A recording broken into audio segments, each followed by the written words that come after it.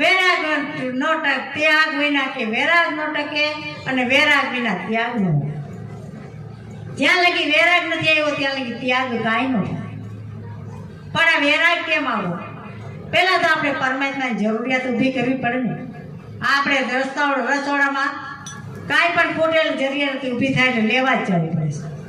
એમ આપણને આમાં ઘટે છે પણ ખબર નથી.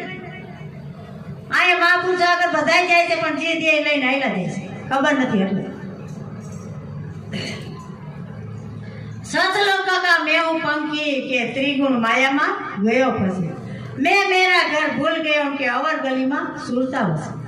મારું ઘર કેવું ભૂલી ગયો અને જ્યાં ત્યાં મેં ફાફા માર્યા. ગામ ભૂલો ને ઘરને ગોતે કે આત્મા રામ પોતે. હવે આપણું ગામ જ ભૂલી ગયા ને બીજા ગોતે આપણું ઘર ચડે. પછી કે ઘર ભૂલો ને પર ગામ ગોતે કે આત્મા રામ પોતે. આ જે ગોતી રહ્યો છે એ છે પોતે, પણ પોતે કેવો છે? ઝીણામાં ઝીણો છે આ. અને આપણે ઝીણામાં ઝીણો થાય તે ખબર પડે, જાડાને ખબર ન પડે.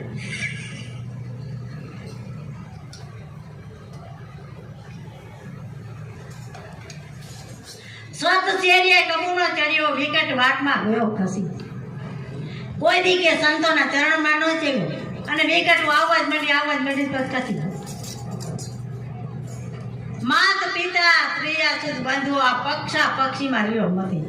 અને આ હાલમાં જોયું તો એ માં જ મથે છે. નકર એક છોકરું હોય તો કે એટલું ખોટું ને હાસું કરી અને ભેગું કરે છે. પાછા ભેગું કર્યા પછી એમ કે નહીં કે હાલો આપણા કારીગરો છે લૂંટાવી બિસાડા, કાંઈ લેવા નથી ખાવા નથી લૂંટાવી. એ ન કરે. અત્યારે ઠાંજા કેટલાય રખડે છે. કઈ એટલે સોટી ત્રણ આઠા બનશે ઠાંજું જેવું છે એવું સંતો કહે છે. કોઈ વાહવા ન કરે. વખાણ કોઈ સંતો ન કરે કોઈના. અને વખાણ કરે ને સંત ન કહેવાય. ઓમ કે એક જ છે પછી વખાણ કોણ? બોલો સતગુરુ મહારાજની જય.